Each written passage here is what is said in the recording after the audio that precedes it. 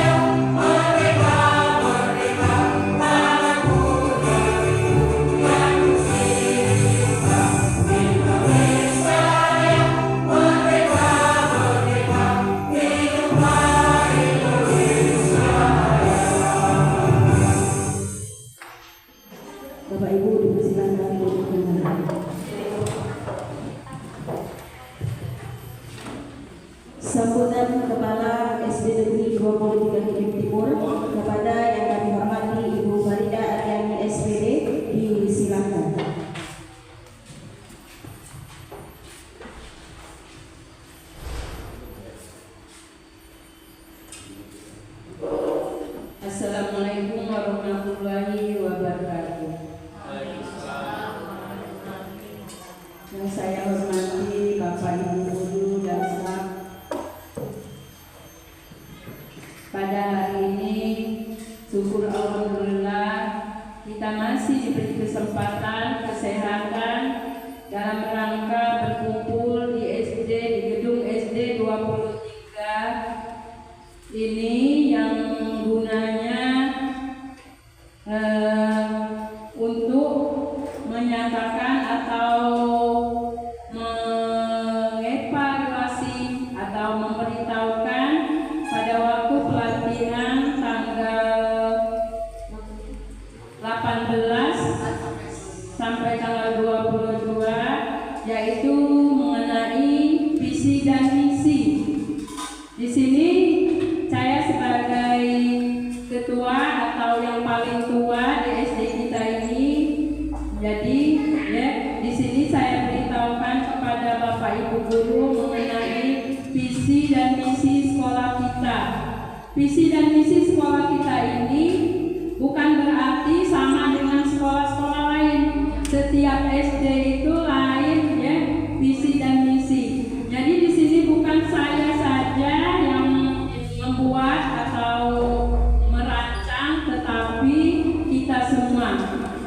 Ya, pada Dewan Guru Staf SD 23 ini, jadi lumana mampu visi dan misi itu terlaksana. Contohnya, terwujudnya generasi yang berprestasi dan berakhlak mulia dan lingkungan yang asri. Jadi aku dikit baik nyampaikan penuh nanti ya akan disampaikan untuk selanjutnya mengenai pelajaran mendalam ya yang narasumbernya Agustini dan Suhartono. Jadi aku cuma ngomong dikit ya bahwa visi dan misi di sekolah kita ini ya sesuai dengan tabu yang akan kita rencanakan di SD. Misalnya kita berprestasi. Berprestasi itu berarti kita itu punya kekuatan bahwa gurunya sertifikasi. Gitu. Misalnya berakhlak mulia. Berakhlak mulia itu berarti kita walaupun sebulan sekali ya. Misalnya misi kita tadi masuk di berakhlak mulia, jadi kita itu lumana maka anak-anak tadi jadi berakhlak mulia sesuai dengan berkaitan dengan pelajaran mendalam. Tapi itu kalau belum masuk di pelajaran mendalam, belum terkait, kita ilui lagi, tapi niluinya sama-sama ya. Itulah yang aku sampaikan mengenai visi dan misi. Untuk pelajaran mendalam nanti akan disampaikan oleh narasumber kita Agustini dan Suhartono. Jadi itu saja yang dapat saya sampaikan. Untuk nyambung selanjutnya Ibu serahkan kepada guru ini ya, Pak Suhartono dan Ibu Agustin. Itu saja yang dapat saya sampaikan. Lebih dan kurang saya mohon maaf. Dan saya akhiri dengan wassalamualaikum warahmatullahi wabarakatuh.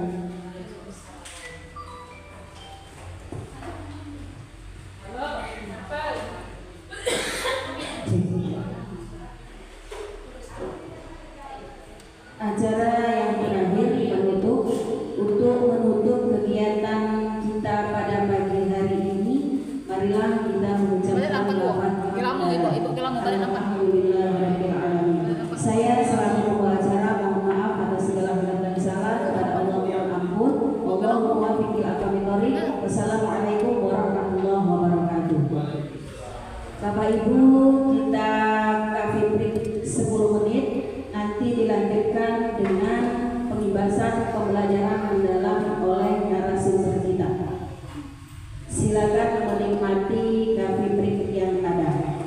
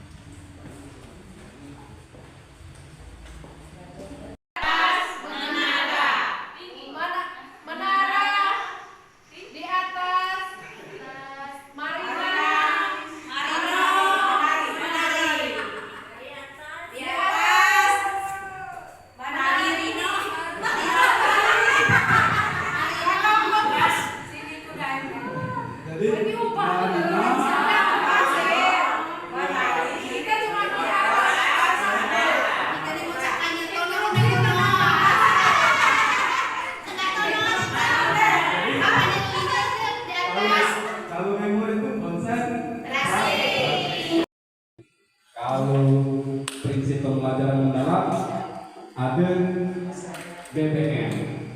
BPM tadi berkesadaran, bermakna, dan menggembirakan. Jadi sekarang kita lanjut ke prinsip asesmen. Prinsip asesmen ada 3. Yang pertama ada objektif. Objektif penilaian yang didasarkan pada informasi faktual atau pencapaian atas pencapaian perkembangan atau hasil belajar peserta didik. Jadi sesuai nilai yang terdiri ya. Terus berkeadilan.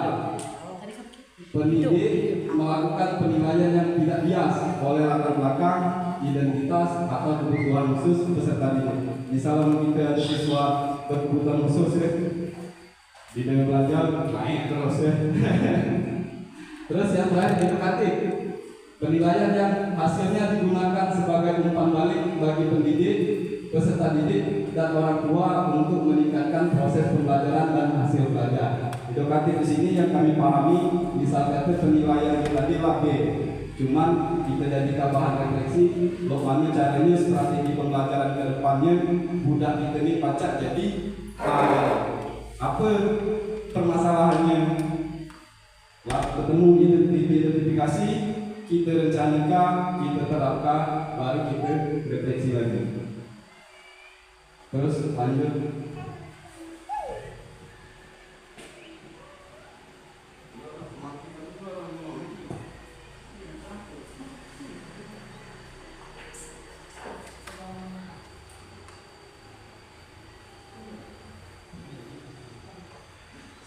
Ini asesmen pada pembelajaran mendalam. Sebenarnya ini dulu lah yang diterapkan dulu ya. Asesmen ada dulu, asesmen formatif dan asesmen sumatif. Apa itu asesmen formatif? Di sini dijelaskan asesmen yang tujuan untuk memberikan informasi dan umpan balik bagi pendidik dan murid untuk memperbaiki proses belajar. Nah, di asesmen formatif ini pacak kita lakukan di awal pembelajaran, pada saat pembelajaran, dan di akhir pembelajaran. Di awal pembelajaran mungkin kita bagi ke angket untuk mengetahui sejauh mana siswa memahami materi yang akan kita ajarkan. Atau tadi dengan pertanyaan pelatih kalau kita lihatkan, misalnya bola voli, ada yang tak tahu tentang permainan bola voli. Karena olahraga baca bola tuh. Terus di dalam proses pembelajaran, asesmen dan pada saat proses pembelajaran itu bisa melalui observasi tindakan. Apa yang dinilai di sini mungkin keterampilan pada saat dia maju, atau kita bertanya penugasan tulis di papan tulis, jawab di papan tulis, keaktifan siswa. Nah, yang tadi yang keduanya ada asesmen sumatif. Asesmen sumatif kalau itu guru SD itu asesmen yang dilakukan untuk merangkum keseluruhan pencapaian peserta didik. Misalnya macam itu nak kenaikan kelas, itu asesmen sumatif. Asesmen pembelajaran mendalam dibagi lagi ditekankan ke asesmen autentik dan holistik. Yang autentik penilaian yang sesuai dengan realita kehidupan atau konteks sehari-hari, berfokus pada proses dan produk belajar dalam konteks yang nyata, bermakna, bertujuan untuk mengukur kompetensi nyata serta pemecahan masalah, berpikir kritis, berpikir kreatif, kolaborasi, dan komunikasi. Jadi yang autentik ini asesmen formatif tadi yang kita pada saat belajar. Yang holistik penilaian yang melihat keseluruhan aspek kemampuan siswa secara utuh dan terpadu. Ini asesmen yang sumatif, penilaian di akhir pembelajaran atau di akhir semester. Untuk asesmen teknik penilaian formatif itu ada asesmen learning, asesmen untuk refleksi diri murid dan refleksi pembelajaran.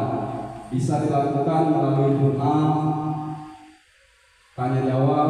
Terus asesmen for learning untuk perbaikan proses pembelajaran yang perbaikan proses pembelajaran tadi, kalau dia ditanya refleksi umpan balik tadi, apa yang dipelajari, hal sulit apa yang dipelajari, ke penilaian sumatif itu ditekankan dengan asesmen of learning, asesmen yang mengukur capaian pembelajaran murid pada akhir pembelajaran. Ini panca dengan tes lisan, tes tertulis, laporan penilaian, penilaian proyek, dan lain-lain. Lanjut ke contoh teknik asesmen. Nah, teknik asesmennya observasi, dilakukan dengan mengamati langsung. Yang tadi pada saat pembelajaran aktif ide sudah kita paham atau tidak. Terus kinerja, yang observasi tadi kinerjanya yang dinilai itu kinerja, melakukan suatu tugas atau aktivitas nyata. Penilaian diri, murid menilai pekerjaan atau performa teman. Jadi misal menilai tugas kelompok, tadi itu siswa kelompok lain yang menanggapi, yang melalui proyek. Penilaian melalui proyek adalah serangkaian aktivitas rencana yang menghasilkan produk tertentu. Cara penilaiannya itu melalui tes tertulis, menilai pemahaman konsep melalui soal tertulis, bisa berupa pilihan ganda, isian atau uraian. Jadi kalau kita bentuknya proyek pakai soal atau tes lisan. Yang terakhir itu penilaian antar teman. Murid mengevaluasi sendiri hasil dan proses belajar mereka berdasarkan kriteria tertentu. Jadi itu yang buat ada murid tulis. Pahamnya tadi bagian mana yang sulit, bagian mana yang belum dipahami. Terakhir tes lisan, menilai pemahaman murid secara langsung melalui komunikasi verbal. Caranya dengan penugasan, tugas individu atau kelompok, terus dengan portofolio.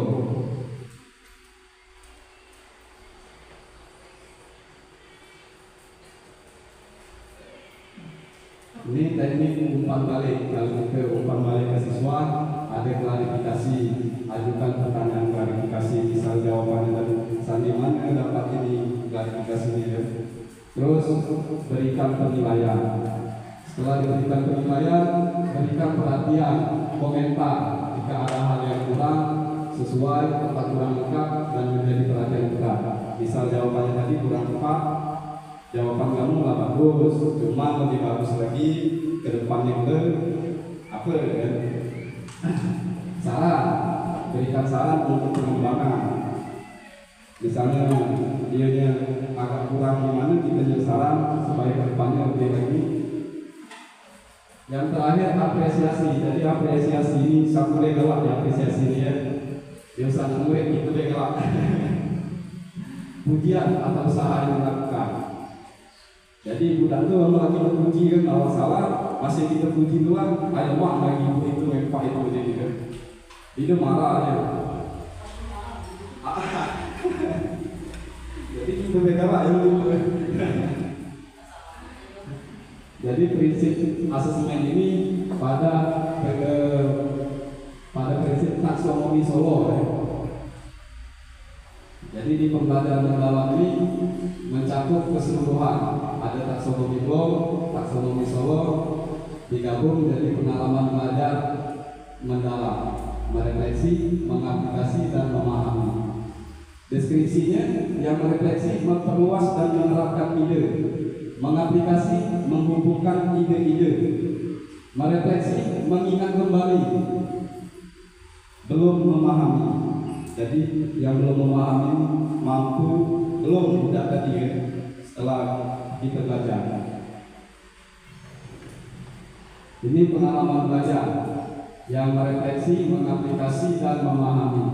Sikap untuk yang efektif, sikap dan perilaku dalam pembelajaran yang menunjukkan bagaimana peserta didik menerima, merespon, menghargai, mengorganisasi dan menginternalisasi nilai-nilai dalam kehidupan mereka. Untuk psikomotorik, keterampilan fisik, koordinasi gerakan, atau tindakan nyata dalam pembelajaran yang melibatkan aktivitas motorik seperti tindakan fisik dan praktik langsung. Contohnya kalau ini simulasi jual beli di pasar atau simulasi debat. Yang paling mudah itu simulasi debat ya. Kerja kelompok, ada dia bahasnya, ada siswa pula nanggapinya. Terus ada tingkat unistruktural dan tingkat multistruktural. Nah ini yang tadi ya, tingkat unistruktural ini kalau dalam IPA selama ini misalnya tadi yang disebutkan ekosistem, selama ini yang dipahami siswa ekosistem itu cuma habitat tempat hidup hewan yang dipahami kan. Terus di multistrukturalnya dia baca, paham apa bukan cuma hewan, ada tumbuhan mungkin yang baca hidup di situ. Terus ada yang baca merusak habitat itu. Di sini di multistrukturalnya tumbuhan dan hewan hidup di habitat yang berbeda. Setiap habitat memiliki makhluk yang berbeda. Setiap habitat memiliki banyak tumbuhan dan hewan yang tinggal di dalamnya. Jadi kalau tadi dia cuma paham ekosistem itu habitat, hewannya cuma mungkin ikan ulang dia kan. Jadi setelah kita belajar dia paham, berkembang jadi dia kan. Jadi keluar ikan bayar, terakhirnya dia keluar yang lumut ada kiambang nih kita dusun kan. Sama di laut ada terumbu karangnya, ada ganggang lautnya. Jadi lebih berkembang.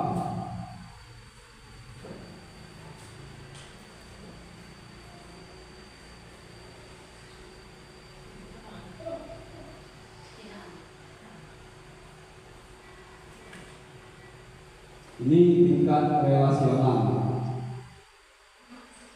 Relasional, murid sudah bisa menghubungkan berbagai aspek yang mereka pelajari. Contohnya di habitat tadi ada suhu, ada tingkat kelembapan, ada makanan yang mempengaruhi makhluk hidup di habitat itu tadi ya. Nah ini peran kita, peran guru. Guru perlu membimbing murid untuk menghubungkan faktor-faktor lingkungan dengan kelangsungan hidup makhluk hidup dan memberikan contoh-contoh yang mendalam tentang bagaimana perubahan dalam habitat dapat mempengaruhi organisme yang tinggal di sana. Jadi setelah dia paham apa yang tinggal makhluk yang tinggal di situ, berarti habitat itu pacak merusak. Nah kita guru jelaskan ini yang merusaknya. Kita nebang batang, kita ini kan dibakar air, dibakar apa. Terus ke abstrak yang diperluas.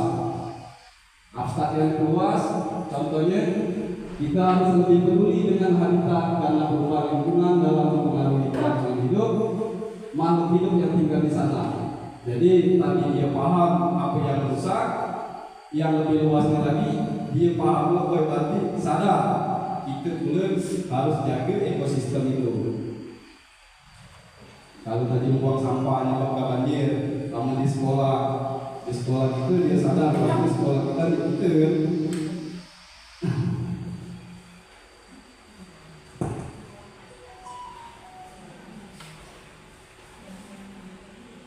Jadi di modul 4 ini ada yang nanti tanya.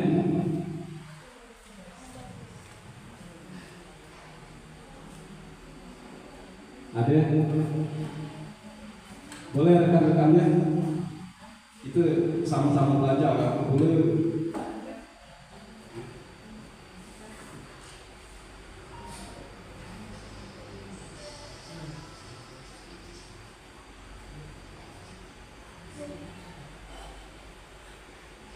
Apa nama marino lagi?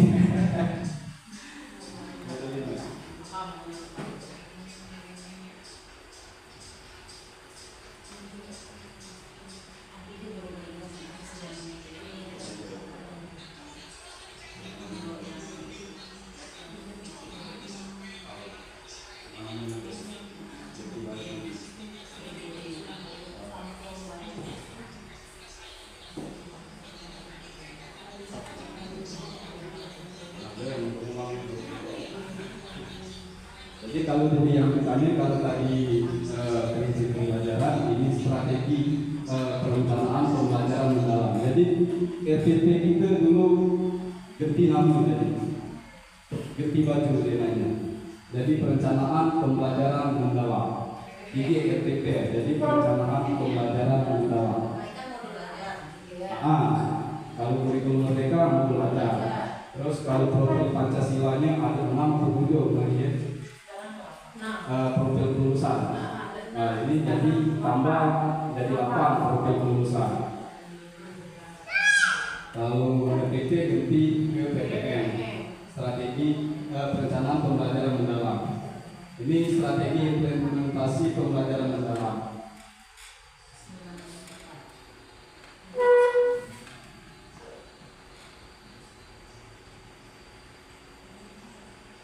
Tetap sama prinsipnya untuk perencanaan pembelajaran mendalam. Yang pertama dinamis, fleksibel, dan responsif. Yang kedua berpusat pada peserta didik. Jadi kita guru ini cuma sekedar fasilitator, memfasilitasi. Yang ketiga pembelajaran terpadu. Yang keempat relevan dan peduli dengan kehidupan masyarakat, relevan dengan kehidupan nyata. Yang kelima pengembangan keterampilan tingkat tinggi. Jadi aman soal nyari yang pakai hot itu penalaran kasus. Yang keenamnya pemanfaatan teknologi digital. Ini baca kita menunjukkan video.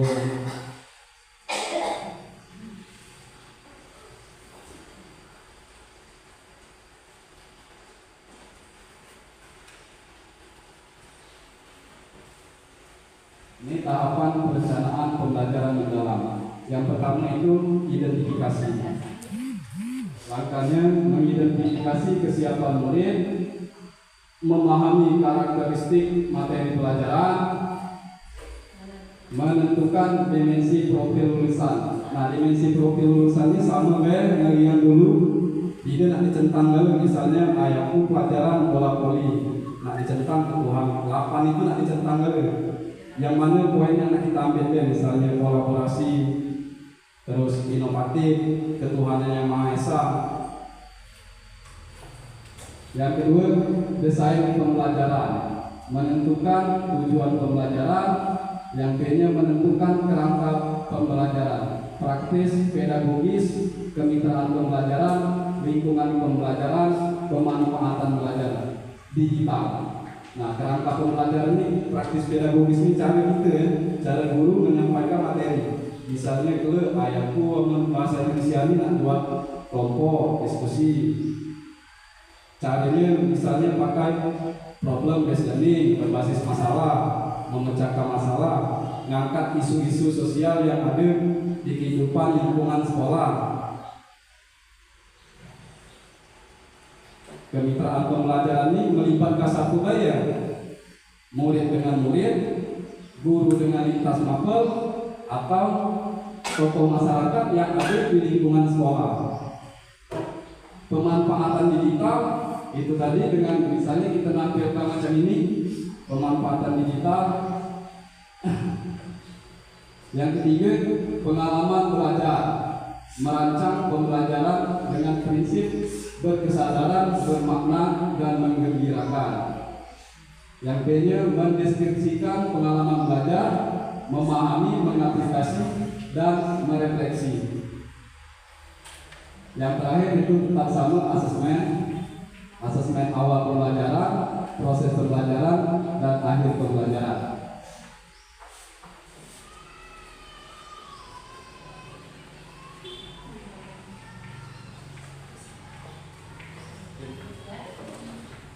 Ini yang tadi dijelaskan tadi, identifikasi.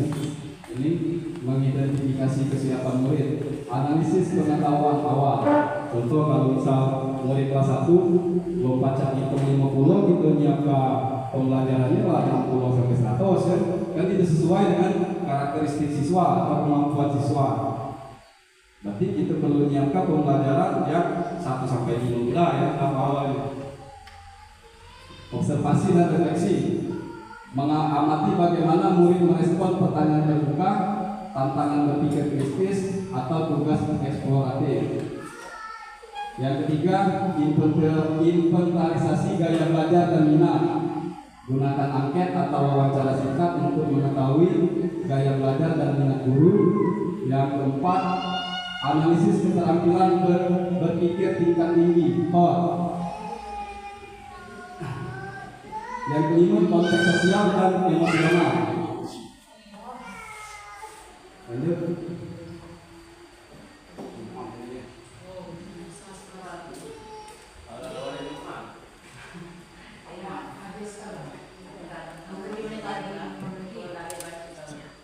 Terakhir, menentukan dimensi profil lulusan. Nah, ini telah kita baca tadi, karakternya, kemampuannya. Profil lulusan mana yang kita pakai di kerangka pembelajaran tadi? Apa keimanan dan ketakwaan, kewarganegaraan, penalaran kritis, dan selanjutnya.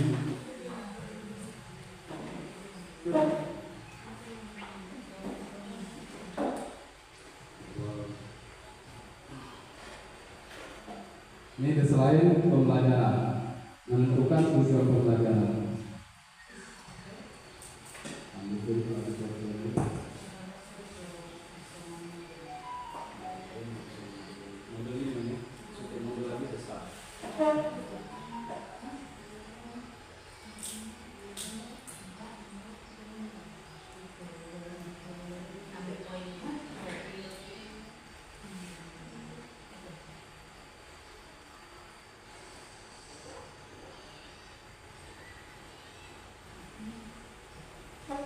Ini contoh PPM-nya atau EPT-nya ya. 8 dimensi profil lulusan.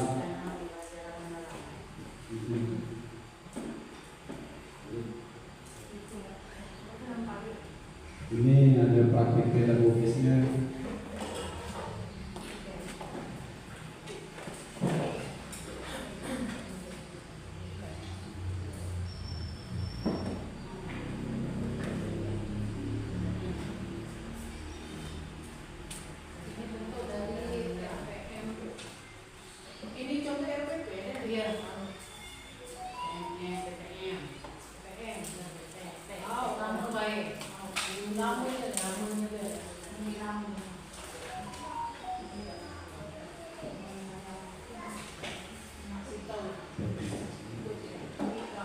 Nah, ini praktik pedagogis ya, kemitraan pembelajaran. Ini hubungan yang dinamis antara guru, pendidik, orang tua, komunitas, dan mitra profesional. Lingkungan pembelajaran tadi, ruang fisik, ruang virtual, dan budaya belajar untuk mendukung pembelajaran mendalam. Kalau ruang fisik tadi baca di dalam kelas, lagi di luar kelas, pemanfaatan digital.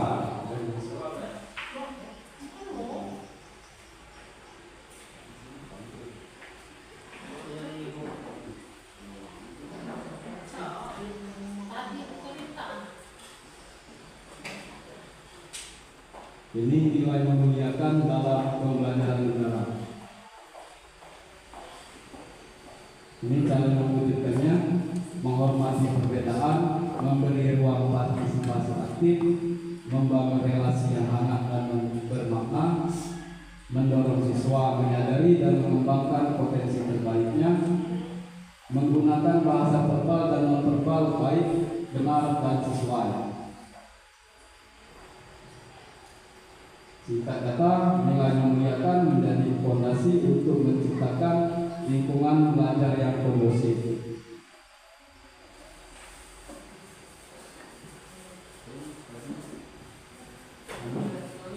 Sini di modul 5 tentang kerangka pembelajaran ada yang ditanya RPP atau PPM-nya.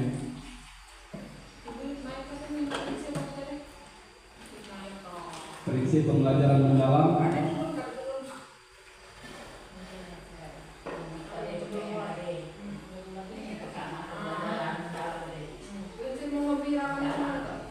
Nah, untuk prinsip yang menggembirakan tadi, menciptakan suasana siswa yang menggembirakan. Misal tadi dengan game atau kuis tanya jawab.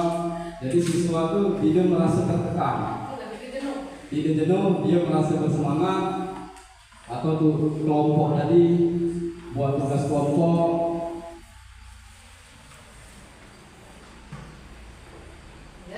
Ya.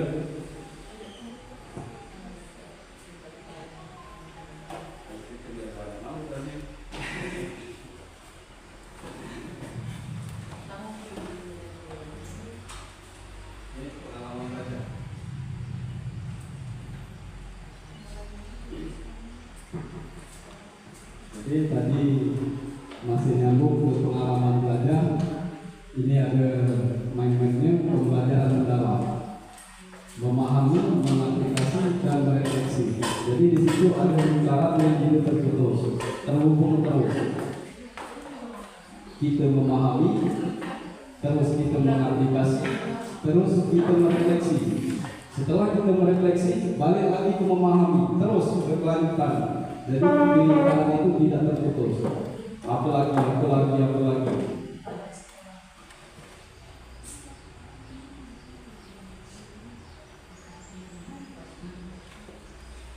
Ini mengaplikasi, merefleksi tadi terakhir, umpan balik, tanya jawab.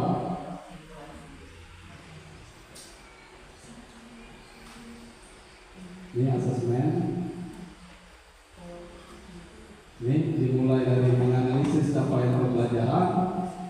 Ini proses penyusunan perencanaan pembelajaran ya. Dimulai dari CP, baru menentukan tujuan pembelajaran, baru merencanakan pembelajaran dan asesmen. Ini contohnya di bawah komponen minimum perencanaan pembelajaran. Ini yang harus ada. Yang pertama tahap identifikasi.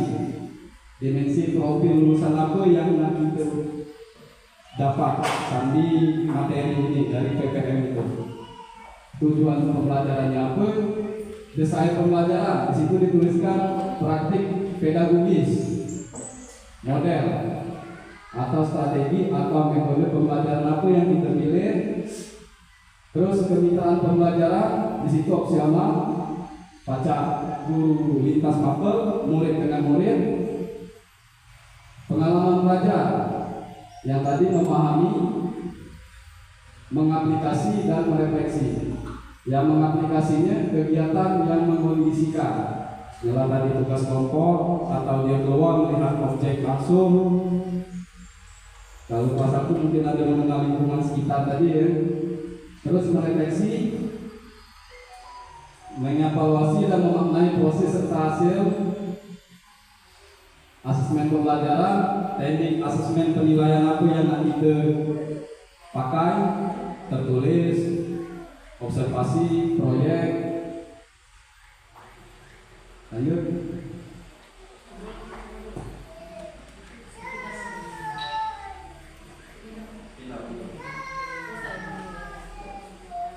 Kalau dia yang tadi kita lanjut ke modul 6 terakhir.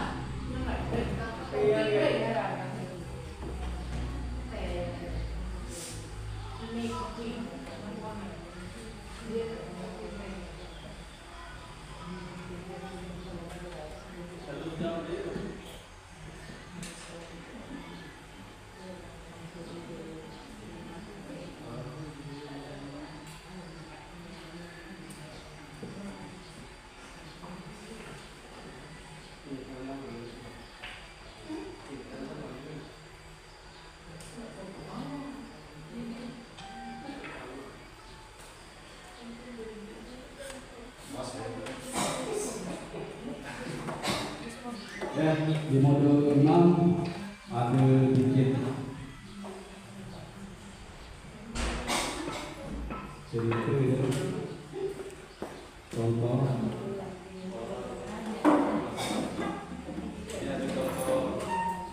situasi yang Bulisa adalah guru matematika. Sebagai guru yang berpengalaman, Bulisa tahu bahwa siswa membutuhkan lebih dari sekedar penjelasan teoritis untuk memahami konsep pembagian pemecahan. Di sini tantangan yang dihadapi Bulisa membuat siswa memahami konsep pembagian pecahan dengan cara yang mudah. Siswa yang sepenuhnya mengerti pecahan merasa kesulitan ketika mereka dihadapkan dengan tugas membagi pecahan. Solusi di sini yang ditawarkan Bulisa menggunakan analogi yang sederhana dan visual. Terus Bulisa mengadakan pendekatan. Ini aksi satu menggunakan kue sebagai analogi dengan tujuan untuk mempermudah pemahaman peserta didik atau murid. Yang kedua, menjelaskan pembagian pecahan secara visual. Ini contoh studi kasusnya untuk pembelajaran mendalam tadi ya. Dengan kue terus dibagikan ke peserta didik, lalu dibagi, kuenya tadi dibagi. Terus Bulisa di sini menjelaskan pembagian pecahan sebenarnya berarti memperkecil ukuran potongan kue. Tujuannya supaya siswa lebih mudah memahami. Terus di sini yang menciptakan koneksi atau relevan dengan kehidupan sehari-hari tadi. Dia berbagi makanan tadi ya.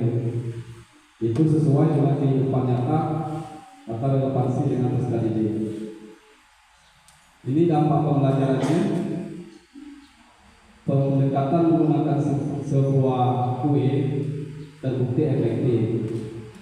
Jadi siswa yang awalnya bingung dengan pembagian pecahan mulai dapat memahami dengan jelas.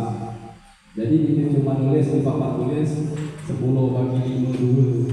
Jadi ditunjukkan tadi disesuaikan dengan kehidupan nyatanya. Apa ikat tadi kan dibagi 10 diumpamakan atau dikaitkan dengan kehidupan nyata. Ada lagi? Ada yang ingin ditanya? Kalau di dia kami tutup pengimbasan pembelajaran mendalam hari ini. Saya sendiri dengan Ibu Agustini. Kalau ada kata atau penjelasan yang kurang tepat atau ada yang nyinggung, kami mohon maaf. Kami akhiri, wabillahi taufiq wal hidayah. Wassalamualaikum warahmatullahi wabarakatuh. Kembali ke muhadharah.